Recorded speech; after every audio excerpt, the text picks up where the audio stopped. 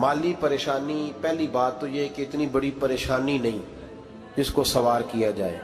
आयत पढ़ूंगा कुरान पाक की और मेरा ख्याल है कि बहुत सारी परेशानियां तो कुरान मजीद के लफ्ज़ों से दूर हो जाएंगी। सूरह हूद है, उसकी आयत नंबर 6 है, 12वें सिपारे की पहली आयत है।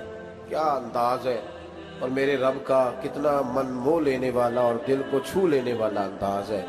रब करीम ने फरमाया वमा मिन दाब्बतिन फिल अर्द, फरमाया नहीं ज़मीन पर कोई भी ऐसा चलने वाला, ज़मीन पर कोई ऐसा नहीं जो चलता हो, इल्ला अलल्लाहि रिज़्कुहा, जिसका रिज़्क अल्लाह ने अपने ज़िम्मे न लिया हो। ज़मीन पे कोई चलने वाला ऐसा नहीं जिसके रिज़्क की जिम्मेदारी रब करीम की ना हो। जिम्मेदारी रिज़्क किसकी है? बोल के बताएं, बोल के किसकी जिम्मेदारी है जी?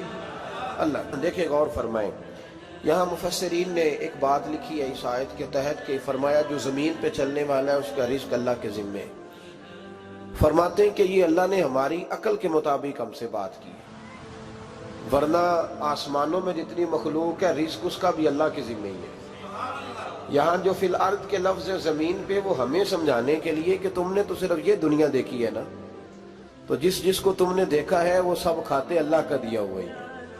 तो जो हमने देखा था रब करीम ने उसके मुताबिक हमें समझा दिया। फरमाया कुछ तो तुमने देखे ही नहीं, चलो उनकी तुमसे बात नहीं करते, पर जो तुमने देखे हैं उन सब का रिज़्क किसके ज़िम्मे है? अल्लाह के। मेरे रसूल करीम सैयद आलम सल्लल्लाहु ताला अलैहि वसल्लम कुरान मजीद की जब तर्जुमानी करते, वजाहत करते, तो महबूब पाक सल्लल्लाहु अलैहि वसल्लम भी कोई इश्काल रहने नहीं देते थे, कोई इश्काल नहीं रहने देते थे। मेरे महबूब करीम अलैहिस्सलातु सलाम ने फरमाया अल्लाह पे भरोसा रख के सवेरे निकल जाना रिज़्क की तलाश में। किस पे भरोसा रखना है? निकलना तुम्हारे जिम्मे है। ये ना कहना कि घर बैठूंगा तो यही आएगा, निकलना तुम्हारी जिम्मेदारी है। जितनी जिम्मेदारी है वो पूरी करना। अल्लाह पे भरोसा करके निकल जाना तुम्हारी जिम्मेदारी है। रब का जिम्मा है तुम्हें रिज़्क देना, वो जरूर तुम्हें रिज़्क पहुंचाएगा। या रसूल अल्लाह सल्लल्लाहु अलैहि वसल्लम किस तरह पहुंचेगा? तो जरा हुजूर के लफ्जों का हुस्न भी देखिए। नबी पाक सल्लल्लाहु अलैहि वसल्लम ने फरमाया जिस तरह मौत तुम्हें ढूंढ लेती है ना कि तुम कहाँ मौजूद हो, जब वक्त आता है तो इंसान पाकिस्तान में हो तब भी आ जाता है, जद्दा में हो तब भी आ जाता है, मक्का में हो या मदीना तैयबा में, वक्त फिर भी आ जाता है। फरमाया जिस तरह मौत तुम जहां भी हो तुम तक पहुंच जाती है ना, इस तरह तुम्हारा रिज़्क भी तुम जहां मौजूद होते हो अल्लाह वहां पहुंचा देता है, पहुंचा देता है। तो या रसूल अल्लाह सल्लल्लाहु अलैहि वसल्लम किस अंदाज में? तो फरमाया निकल जाना तुम्हारी जिम्मेदारी है। फरमाया सवेरे परिंदे भी निकल जाते हैं और शाम को जब लौटते हैं तो अल्लाह उन्हें पेट भर के रोजी अता फरमाता है।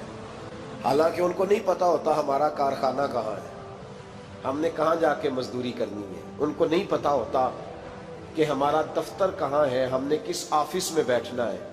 उनको नहीं पता होता कि हमने कहाँ जाके माल खरीदना है और कहाँ से हमने फिर उसको दोबारा बेचना है। उन्हें खबर नहीं होती, अल्लाह पे भरोसा करके निकल जाते हैं। निकलना तो तेरे जिम्मे है कि नहीं?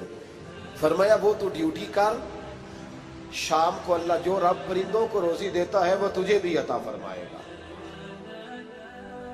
मैं कहता हूँ सोच कितनी कमजोर है उस आदमी की जो कहता है कैसे मिलेगा। कितनी कमजोर सोच है।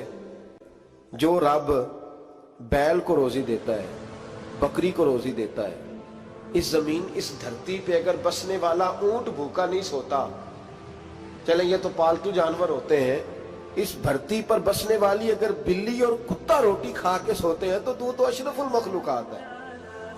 तूने अपने ज़हन में क्या टेंशन पाल लिया है कि नहीं आएगा तो मर जाऊंगा, क्या बनेगा, किस तरह होगा? तू क्यों इतना परेशान हो गया? भाई माली परेशानी सबसे ज्यादा उस बंदे ने ओढ़ ली है जिसकी तवक्कुल की बात कमजोर हो गई है। तू सीधी तवज्जो अपने रब करीम की जानिब रख, सीधी तवज्जो अल्लाह की जानिब कर। रब फरमाते हैं जिम्मा तेरा नहीं, जिम्मा मेरा है। लेकिन तनख्वाह एक आती है घर में। जब एक बच्चा होता है तो तब भी काम चलता है, जब अल्लाह 2 बच्चे दे दे फिर भी उस तनख्वाह से काम चलता है, जब 3 हो जाए फिर भी चलता है, जब 4 हो जाए।